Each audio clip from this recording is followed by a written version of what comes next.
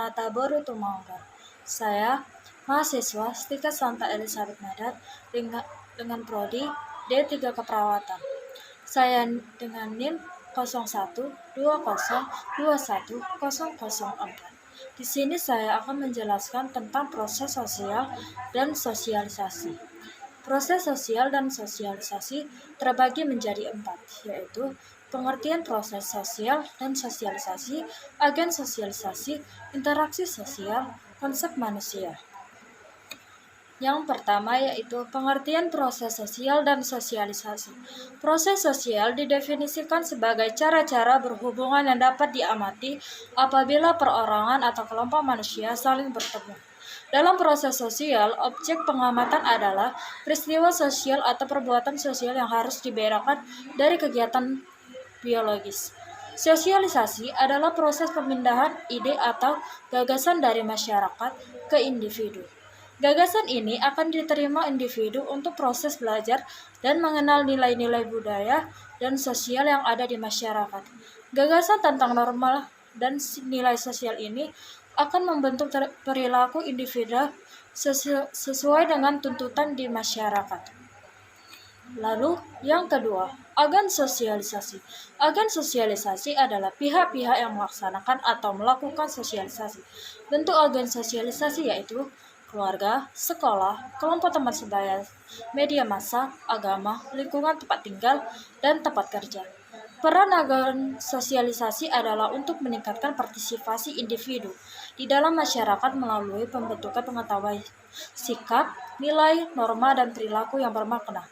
Agen-agen lain yaitu institusi agama, tetangga, organisasi rekreasional, masyarakat, dan lingkungan pekerjaan. Lalu yang ketiga adalah interaksi sosial. Interaksi sosial adalah berasal dari kata interaksi. Artinya, tindakan yang terjadi secara dua orang atau lebih yang bereaksi atau akan timbal balik melalui kontak langsung maupun tidak langsung. Manfaat dari interaksi sosial bagi kehidupan manusia adalah untuk membangun relasi atau hubungan antar manusia. Relasi ini dapat berlaku di mana saja.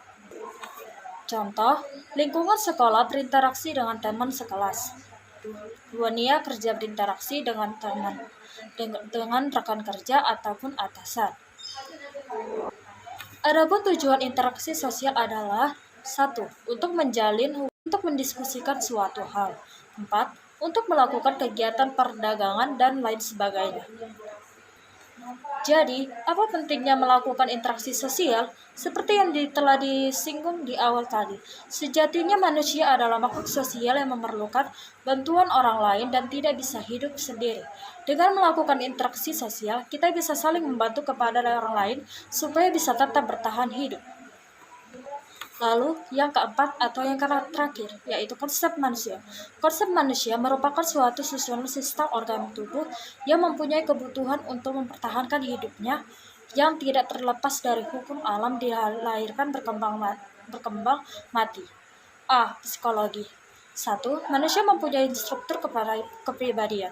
2. Tingkah laku sebagai manifestasi dari kejiwaan. 3. Mempunyai daya pikir dan kecerdasan. 4. Mempunyai kebutuhan psikologis agar pribadi dapat berkembang. B. Sosial. Manusia perlu hidup bersama orang lain dan saling kerjasama untuk memenuhi kebutuhan dan tuntunan hidupnya. 1. Dipengaruhi oleh kebudayaan. 2. Dipengaruhi dan beradaptasi dengan lingkungan sosial. Dituntut untuk bertingkah laku sesuai dengan harapan dan norma yang ada. C. Spiritual, yaitu mempunyai keyakinan mengakunya ada Tuhan. 2. Memiliki pandangan hidup, dorongan hidup yang sejalan dengan sifat religius yang dianutnya.